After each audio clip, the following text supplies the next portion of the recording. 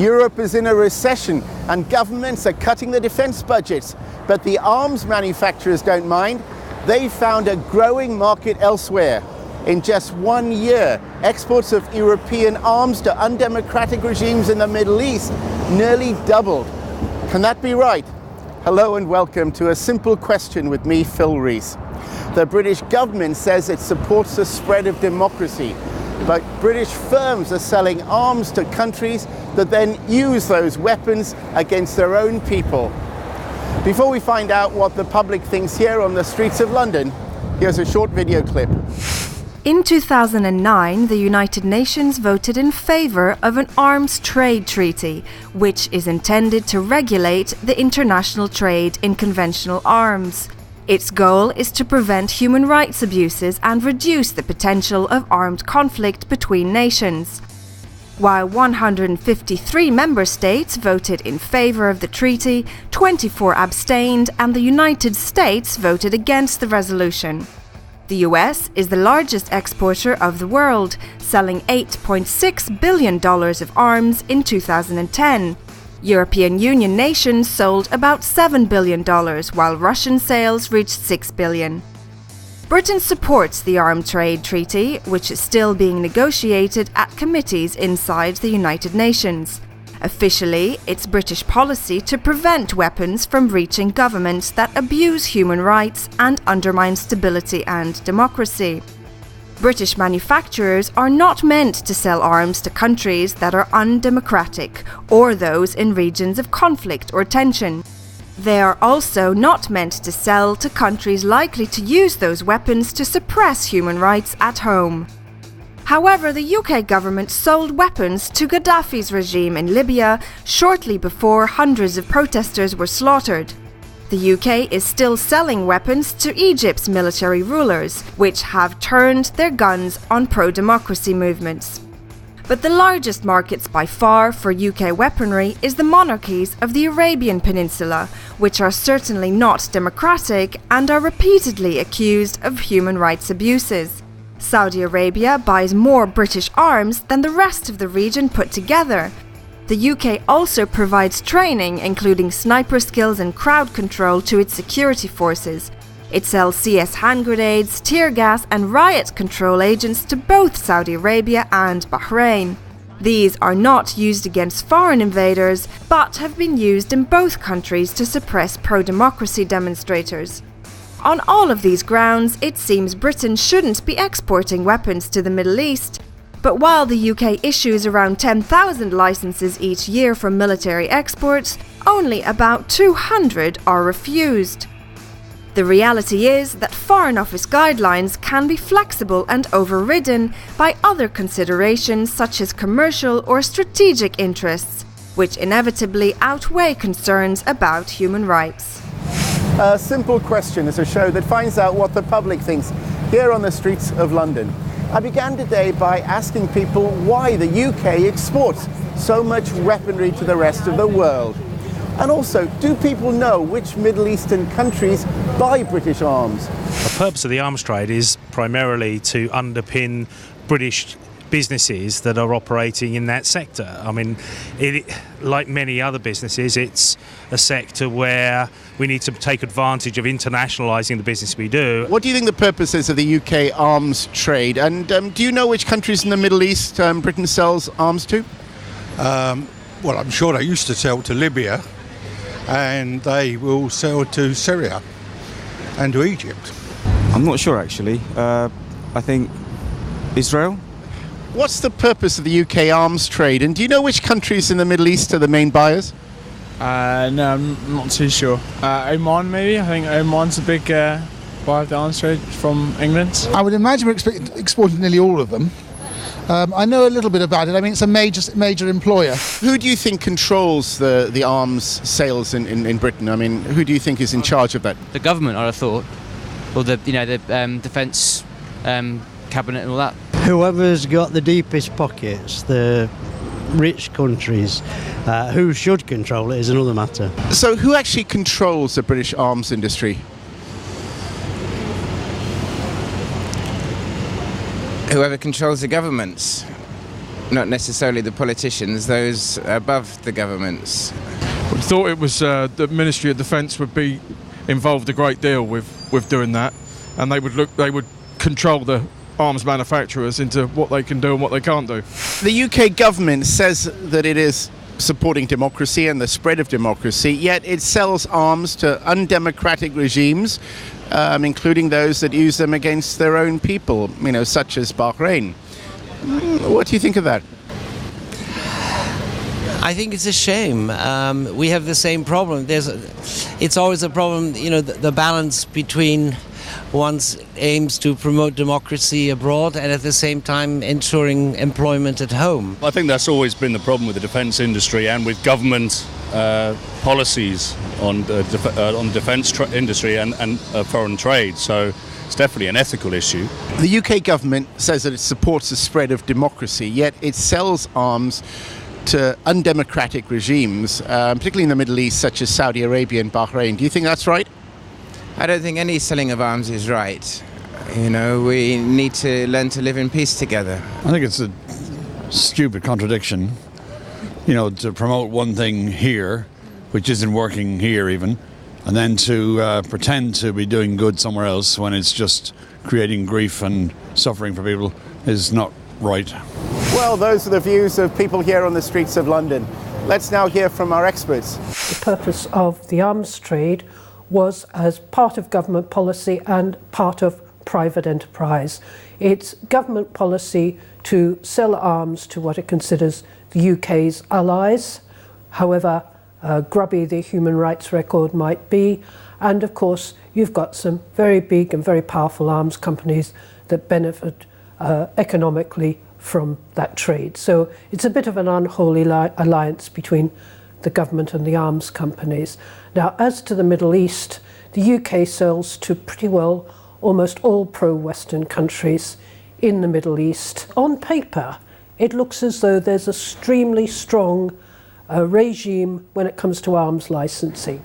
It's quite complex language, but basically it lays out the grounds where you shouldn't be allowing weapons sales to go through. It says, for example, if governments abuse human rights, we shouldn't be selling them weapons. We shouldn't be selling them weapons if those arms are likely to be used for internal repression or external aggression. And it also says that we shouldn't be selling arms if the government's got pressing social needs. In other words, it should be spending money on health and education and welfare rather than arms. Well, looking at the Middle East, you can see that it's an area of conflict and tension. There have been some wars in that region. We know that those arms can be used for internal repression, and we know that the human rights records of many of those countries are pretty bad. So on paper, you have a very strong licensing regime. In practice, it can be overridden by other considerations, such as commercial considerations, political considerations. So, as I say, there's one thing on paper, there's another thing in practice. One of the reasons which is given for the arms industry is that it provides jobs, it provides high quality jobs. Well, we've been looking at those jobs, and we've been looking at the sort of skills and expertise that are used in the arms industry, and we've discovered that it's actually a pretty good match for the renewables industry. So ideally we would like to see the money diverted from promoting and supporting arms sales to promoting and supporting and perhaps exporting renewable energy. First of all, because it provides the jobs. It provides the jobs in the areas and with the workers that could be made redundant by the arms industry. But also we feel it's an ethical industry, and if you actually look at threats to security, human security, obviously one of the biggest threats is climate change. So we feel that renewables, promoting renewables would actually help counter that threat of climate change. So that's one of the areas. Well, the situation has changed about the control of the arms trade, who is actually driving the arms trade in recent years, because there was a great shake-up within the government a few years ago when Labour was still in power, so that now the arms trade is overseen by the Department of Business, Industry and Skills, which is the main trade and industry department. And there's a subsection within that called the Defence and Security Office, which facilitates and promotes British arms manufacturers. There's been quite a lot of soul searching within the current government, the coalition government, over recent months because of the way that things have developed with the Islamic awakening across the region of North Africa and the Middle East, and the way that there has been far more use of military equipment and defence equipment, not against an external enemy, but against the people who have been taking part in demonstrations. And it was particularly unfortunate, I think, it was just a coincidence that David Cameron, the Prime Minister, had to go to Egypt and one or two other countries very soon after coming to power, and took with him various leading arms exporters, particularly, for example, the BAE Systems, what used to be known as British Aerospace, which is one of the major exporters, mainly of aircraft rather than small weapons. So really the percentage of the amount of money being used to promote marketing the weapons is very small, less than 2% of the total amount of money concerned, which I think most businesses would say was very modest. But of course it's the principle really, not the money. And many people in Britain, not only in political parties, but particularly amongst non-governmental organisations and churches and other religious groups, find the whole idea that Britain should be promoting arms sales difficult to take. And indeed there's a very active group in Britain called the Campaign Against the Arms Trade, which organises demonstrations and lobbies members of Parliament, and there's a great deal of sympathy for that amongst the population. The only problem, however, with that is if people say, well, let's stop the arms trade, or the British arms trade, the standard response is, but then the French will sell it. They already sell more than Britain does, as indeed does Germany, Russia, and now, of course, the United States, top of all, and even China. So Britain is actually the 6th as of 2010. The UK government spends £16 million a year on simply marketing British arms sales abroad. Is that a good use of public money? And why does the government give so much financial support to the arms business? 16 million. They're not going to stop spending that. The British government is pretty resolute on the fact that this is a major part of a major economic sector, and if anything, you're going to see that figure going up. The UK government spends £16 million a year just to market the arms sales abroad. Do you think there's a better use of public money? Well, obviously, I mean, I think that things like, the NHS and, sorting out the problems we've got actually in our own country. Yeah, in terms of a cost justification, I guess you have to look at how many people are employed in the industry. With the amount of unemployment we got at the moment, it wouldn't be a good idea to put more people on the dole. Absolutely. I mean, I'm all for using government funds to promote businesses and create growth. But if it's not being done ethically and it's not being done for the right ways, then we can maybe use that money to promote other UK business interests. Britain spends £16 million a year just marketing the sales of foreign arms. Is that a good use of public money? But when we're saying arms, there are all sorts of other things that would help these dictatorships as well. I mean, I think, we need to sort out our problems in this country first. Why do you think then the British government spends so much money supporting the arms industry? I don't know.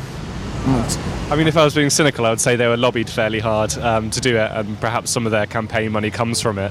In reality, I don't know. Maybe it is very profitable for the British economy. Why does the British government give so much financial support to the arms industry? I suppose because they have to protect the employment. There's a lot of employment involved in arms factories. International trade is what it is. It's a two-way process. We export things and we import things. So in terms of the balance of payments, you need to export things in order to pay for the things you buy. I think part of it is influence with other regimes. Part of it is maintaining jobs and the industrial base, and I suppose part of it is the sort of the idea that the UK should be seen to be flexing its muscles around the world. Well, different views there from the public. Well, let's now hear from our experts. There's a licensing system in place, and that implies a responsibility. It's not just about a moral responsibility, although that does exist. It implies a political and a legal responsibility. when you look at the licensing system, you are supposed to consider things like human rights, internal repression, external aggression. These come into play. You're not supposed to sell arms to countries who are going to misuse them. So yes, there is a moral responsibility there. Unfortunately, when you look at where we are selling weapons, it's just not there. The government always comes back to us and says, we take it on a case-by-case basis. Now that implies that they're looking at each weapons license individually. And the problem is that leads to all sorts of inconsistencies. It leads inconsistencies in countries because we'll sell them some sorts of weapons and maybe we'll not sell them other sorts of weapons. But it also leads to inconsistencies between countries.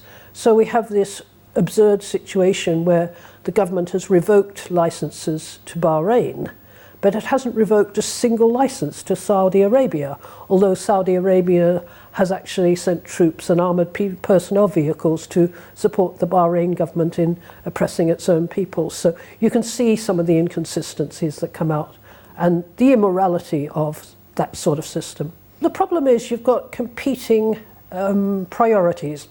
On the one hand, you recognise that arms sales can be really, really harmful because you've got the licensing system.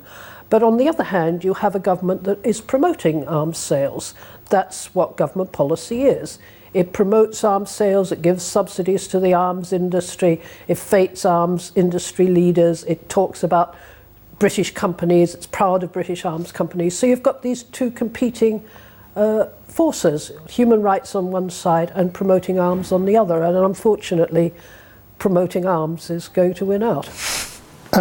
Britain gains not only, of course, the finance and jobs. It's a very important jobs market in the sense that people work in the defence industry, and were the defence industry is to stop, particularly, for example, the production of aircraft, that would hit certain specific towns very, very hard. I mean, there's always great lobbying by the MPs for those towns not to cut the defence budget and not to stop defence sales.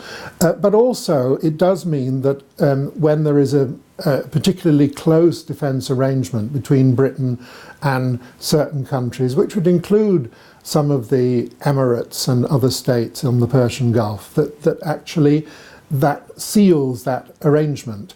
And of course we have to remember that quite a lot of Arab leaders, including, for example, several past kings of Jordan, have studied in Britain at Sandhurst at the military college, and there's a tremendous historic link between the British military establishment and the royal families of several of the Gulf countries and neighbouring areas. I think one of the great difficulties in trying to stop arms being used in ways that are against the population of individual countries is actually very difficult when we consider that it's easy to stop, for example, bomber aircraft or chemical weapons, which certainly Britain doesn't sell, but it's much more difficult to, for example, control how rifles or other small arms are used.